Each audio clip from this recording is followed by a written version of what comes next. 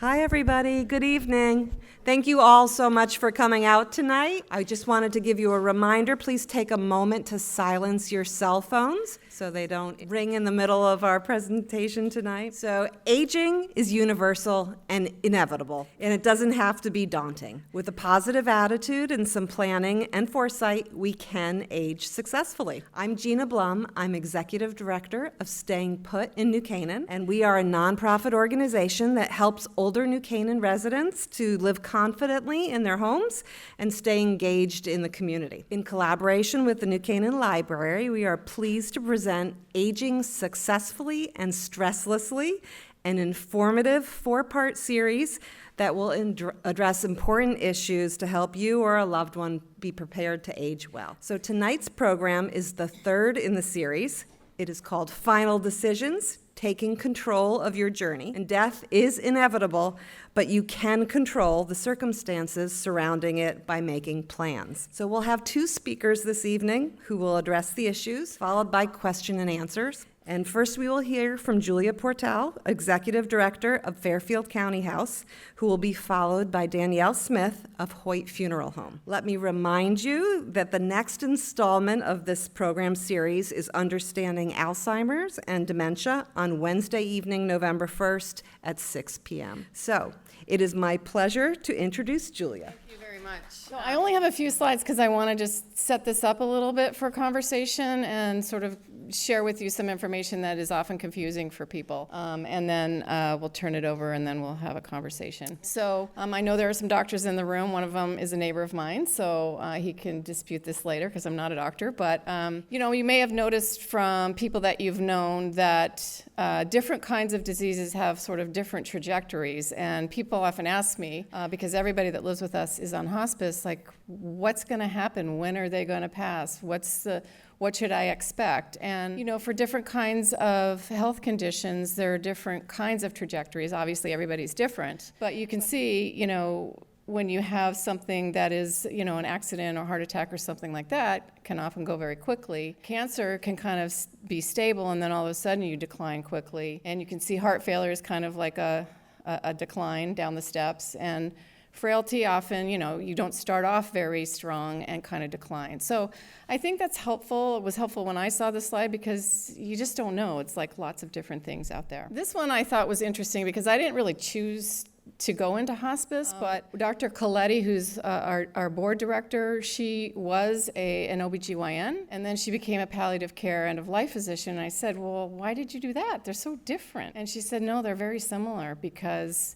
we're only born once, and you can have a good birth or a bad birth, and we only die once, and all of us do it. And you can have a good death or not so good death. And so, this is a common thing, and I applaud everybody for coming here because it's hard in our society, and it's helpful when you plan ahead. This I thought was interesting. This was from another palliative care doctor that was that is on our board. And when you talk about a good death or a good passing, what does that look like? And really, it's a lot of maintaining control, not being a burden or being free of your burdens of life, being free of pain, being able to choose, where you want to pass and who's going to be with you, tying up loose ends and avoiding unnecessary interventions, and being surrounded by love and support from people who you love and love you. And so this one, I don't know if you can see it, but it's basically, I want everyone to leave the room except the cat. And so, it's sort of like if you plan correctly, and obviously you can't control everything, but you increase your chances of being around the things and people and places that you love if you look ahead a little bit. Just peek into the future. So I'm just going to turn here a little bit because we get a lot of questions about what is the difference between palliative care and hospice. And many of you probably already know this, but there are a lot of people who are just like, I don't know which is which and what should I use. So palliative care is sort of an umbrella term for people who are going to really focus on symptom management, who have a life-limiting illness. It could be anywhere along the stage of that illness.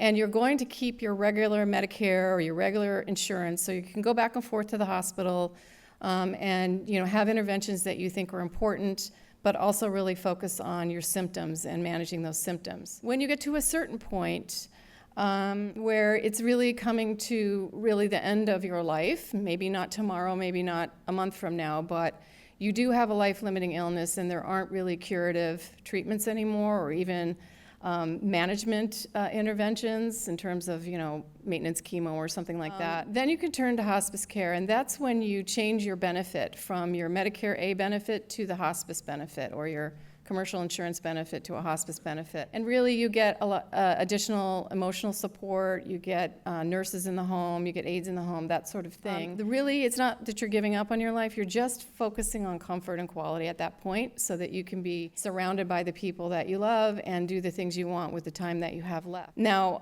specifically, palliative care, because it's not quite hospice, you're still maybe in the decision-making phase. So you're kind of like, well, what do I want to do? Do I want to do another intervention? Do I want to go back to the hospital? Do I really want to start staying in the place I want to be and not going to the hospital again? So it's really a lot of extra support, decision-making, and pain management. And as I said before, it can be provided along with curative care. And then finally, what is hospice? Because sometimes people are a little confused. It's really, you have to be certified as eligible for hospice, meaning that your anticipated life expectancy would be 6 months or less if you didn't do anything. If cure isn't an option and you want to, as I said, shift to symptom management. You choose this insurance benefit instead of curative care. You're going to focus on comfort care. However, you can revoke it any time. If you're like, geez, I really want to go to the hospital, you just say, okay, I don't want hospice anymore. I'm going to go back to my regular insurance. And I think these last 3 points are important in understanding hospice. It's really provided primarily where the person lives. So most hospice is provided in the home. It can be provided in a nursing home, an assisted living, or a dedicated hospice facility. It provides some nursing care, some aid care, but it does not provide 24-hour care. So if you need 24-hour care and you don't have a loved one that's going to be able to do that for you, you're either going to go into a nursing home under Medicaid, or you're going to pay for that 24-hour care one way or another. So that's important. Long-term care insurance, if you're lucky enough to have that, often covers that 24-hour care. And then we also get people who say, can you help my mother or my father or my sister, brother, hasten a little bit more. And hospice is not designed to help people out of the planet. It's designed to let nature take its course and be comfortable. Now, obviously, if you live in certain states, you can do other things to assist and hasten your death, but that's not what hospice was designed for. And so I think that's an important piece as well. So that's it for the background and the setting up of the stage. And I don't think that Danielle has slides, so I think we're just going to. Did you want to say anything first at all? A welcome introduction? So my name's Danielle. I'm from Hoyt Funeral Home, and I did put out these pamphlets from the state of Connecticut. So these are on Title 19 and different kinds of trusts that you can do. As Julia said, when you go into a long-term facility and you can go under Medicaid, it does explain in here Title 19 and doing trusts under Title 19 and doing spend downs. Thank you so much, and we appreciate it.